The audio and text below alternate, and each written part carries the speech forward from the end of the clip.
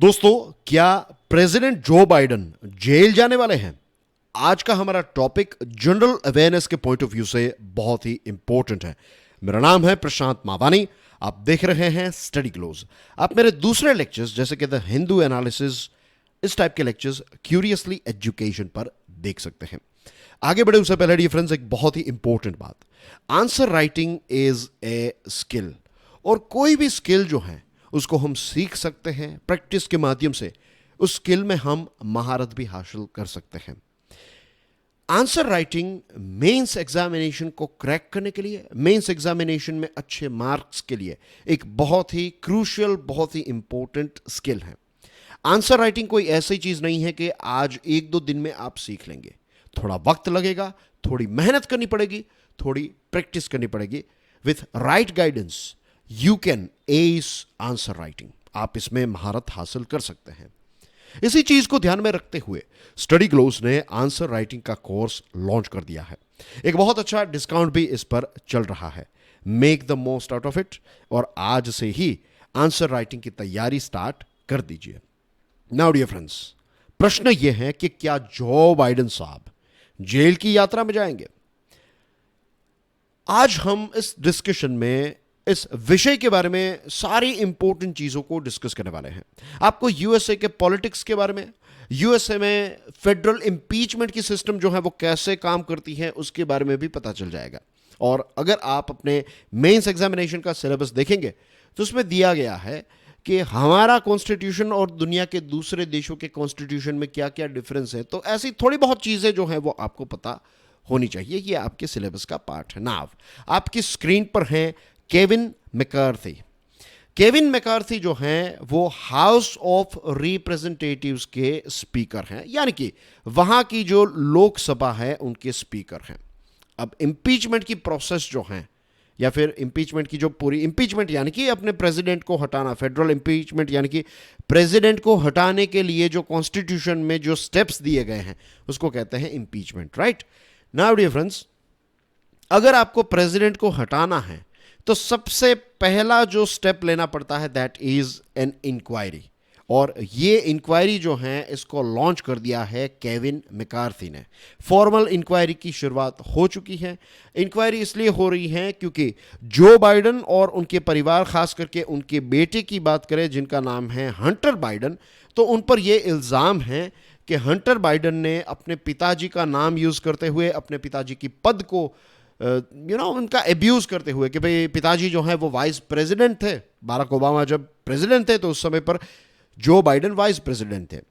तो जिनके पिताजी यूएसए के वाइस प्रेसिडेंट हैं तो उसका लड़का अगर दूसरे देशों में जाएगा, वहाँ पर बिजनेस करना चाहेगा, तो बहुत सारे लोग जो हैं वो उसको as a board of director पर बिठा देंगे कि भाई आप आ जाइए, आपके पिताजी इतने बड़ी पद पर हैं, इतनी बड़ी पोस्ट पर हैं, तो यूएसए में अगर कुछ हमें चाहिए तो फिर डायरेक्टली आपके पिताजी हमारी मदद कर सकते हैं, तो इस प्रकार का इल्ज़ाम जो है वो उनके बेटे पर लगा है। और ये बताया गया है कि उन्होंने भी अपनी बेटे की मदद की, यानी कि उन्होंने भी अपने पावर का दुरुपयोग किया है। ऐसे इल्ज़ाम है, चीज़ें अभी साबित नहीं हुई है।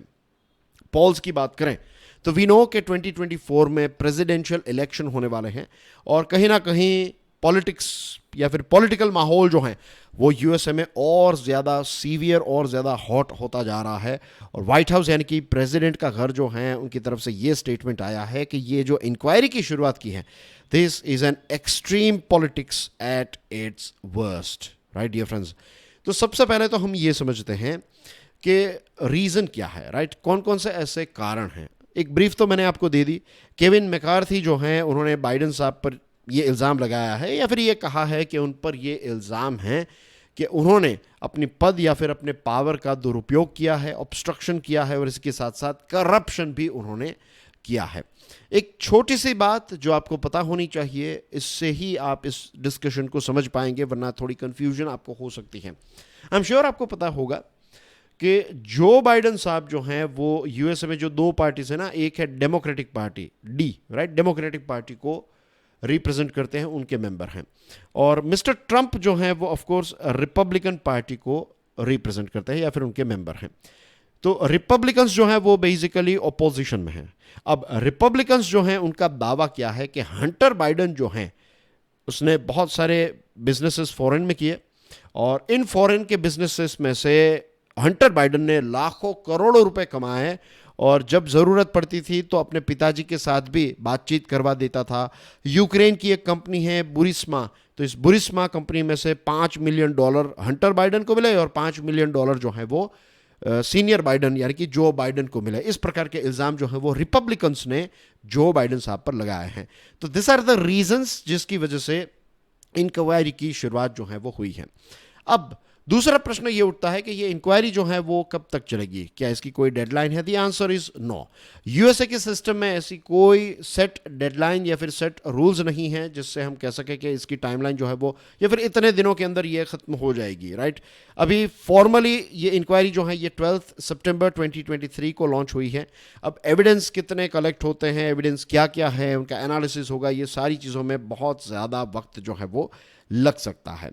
अब डियर फ्रेंड्स, जो शब्द हम यहां पर यूज कर रहे हैं दैट इज इंक्वायरी, राइट। जो हाउस होता है, व्हेन आई से हाउस, तो इसके बारे में भी एक क्लैरिफिकेशन दे दूं। हाउस ऑफ रिप्रेजेंटेटिव जो है वो वहां की लोकसभा है समझ लीजिए, और वहां का जो सेनेट है वो वहां की राज्यसभा है। ठीक है, ये बेसिक चीजें पता चल गई। तो जो हाउस है यानी कि हाउस ऑफ रिप्रेजेंटेटिव जो है, तो यहां पर इन्वेस्टिगेशन की शुरुआत होती है, राइट। और इंक्वायरी जो है वो कंडक्ट होती है, और इस इंक्वायरी के लिए एक हाउस जुडिशरी कमेटी जो है इसको गठित की जाती है। ये कमेटी जो है ये सारी इंक्वायरी कंडक्ट करने का काम करती है, एविडेंस कलेक्ट करना, टेस्टिफाई करना, विटनेसेस को बुलाकर उनको टेस्टिफाई करना, ये सारी चीज़ें जो है वो ये कमेटी करती है। और हाउस जुडिशरी कमेटी जो होती है उसको अगर ऐसा लगता है कि नहीं अब प्रॉपर एविडेंस आ चुके हैं, अब लग रहा है कि ये चीज़ें हैं, तो उसके बाद वोटिंग के लिए ये आर्टिकल जो है उसको लॉन्च किया जाता है। और उसके बाद जो हाउस के मेंबर हैं यानी कि वहाँ के जो मेंबर ऑफ पार्लियामेंट हैं, रिप्रेजेंटेटिव्स जो हैं, वो वोटिंग करते हैं। फुल हाउस में वोटिंग होता है, और अगर वहाँ पर वोटिंग में ये आता है कि यस प्रेसिडेंट को निकाल देना चाहिए, तो फिर प्रोसेस जो है वो आगे बढ़ती है, राइट। ये है इंक्वायरी की प्रोसेस, याद रखिए। अगर इंक्वायरी की प्रोसेस जो है उसमें यस आता है तो फिर ट्रायल आगे बढ़ता है। अगर इंक्वायरी की प्रोसेस में नो आ जाता है तो फिर वहाँ से चीज़ें जो है वो ख़त्म हो जाती हैं। लेकिन अगर इंक्वायरी में ये साबित हुआ या फिर जो वोट हुआ तो वोट में मेजॉरिटी जो है, सिंपल मेजॉरिटी में ये कहा कि यस इंक्वायरी आगे बढ़नी चाहिए, या फिर यहाँ पर लग रहा है कि प्रेसिडेंट ने कुछ गलत किया है, तो फिर ट्रायल की शुरुआत होती है। अब ट्रायल जो है उसकी शुरुआत होती है सेनेट में यानी कि वहाँ की राज्यसभा में, राइट। और इसका सेटअप इस प्रकार से होता है कि जो सेनेट है वो ज्यूरी के तौर पर काम करती हैं, और चीफ जस्टिस जो होते हैं वो प्रिसाइड करते हैं, वो बैठते हैं, राइट। उनकी अध्यक्षता में ये ट्रायल जो है वो आगे बढ़ता है। फिर जो हाउस ऑफ रिप्रेजेंटेटिव्स के जो लोग हैं वो एविडेंस और ये सारी चीज़ें प्रोवाइड करते हैं, ठीक है। ऑफिशियल्स जो हैं वो भी एविडेंस और ये सारी चीज़ें प्रोवाइड करते हैं, और फिर जिनके ऊपर इल्ज़ाम है वो अपने आप को डिफेंड भी कर सकते हैं। और फिर फाइनल वोटिंग जो है वो सेनेट में होता है, और उसके बाद आप प्रेसिडेंट जो हैं उनको निकाल सकते हैं। तो डियर फ्रेंड्स, ये अभी जो चीज़ की शुरुआत हुई ना, दिस इज़ जस्ट इंक्वायरी की शुरुआत हुई है। अब आपको पता चल गया ना कि इंक्वायरी में अगर यस आएगा तो फिर ट्रायल होगा, वरना सारी चीज़ें जो है वो इंक्वायरी के लेवल पर ही ख़त्म हो जाएगी। अब यहाँ पर जो हाउस जुडिशरी कमेटी है उसका रोल क्या है उसको ब्रीफली देख लेते हैं। इन्वेस्टिगेशन जो है उसको कंडक्ट करवाना, फिर अगर और छोटी छोटी सब कमिटीज़ चाहिए तो ये जो हाउस कमेटी है वो अपने नीचे सब कमिटीज़ जो है वो बना सकती हैं। Public hearing, right, public hearing करना, एविडेंसेस अगर कोई हैं, टेस्टिमनीज, तो ये सारी चीज़ें जैसे कोर्ट में होता है ना वैसे ही अगर कोई किसी व्यक्ति को समन करना है, उनको बुलाना है, तो वो भी यहाँ पर मीन्स ये भी पावर जो है वो इसके पास है। और कोई भी खर्च जो होता है तो वो खर्च उठाने का काम पावर जो है, अधिकार जो है वो भी जुडिशरी कमेटी के, हाउस जुडिशरी कमेटी के पास इतने पावर्स होते हैं। अब डियर फ्रेंड्स, आप ये समझ लीजिए कि जो हाउस ऑफ रिप्रेजेंटेटिव्स हैं वहाँ से ही इसकी शुरुआत हो सकती है। ये जो फेडरल इम्पीचमेंट अगर आपको करना है, किसी फेडरल ऑफिसर को निकालना है, ऑफिशियल को निकालना है, जैसे कि प्रेसिडेंट, वाइस प्रेसिडेंट एक्सेट्रा, तो फिर आपको हाउस ऑफ रिप्रेजेंटेटिव यानी कि वहाँ की लोकसभा से ही इसकी प्रोसेस जो है वो आप स्टार्ट कर सकते हैं। This is one thing, right. Now अभी जो यूएसए का हाउस ऑफ रिप्रेजेंटेटिव्स हैं वहाँ पर किनका राज है? डेमोक्रेट्स का, यानी कि प्रेसिडेंट बाइडेन जो हैं उनकी पार्टी यहाँ पर मेजॉरिटी में है।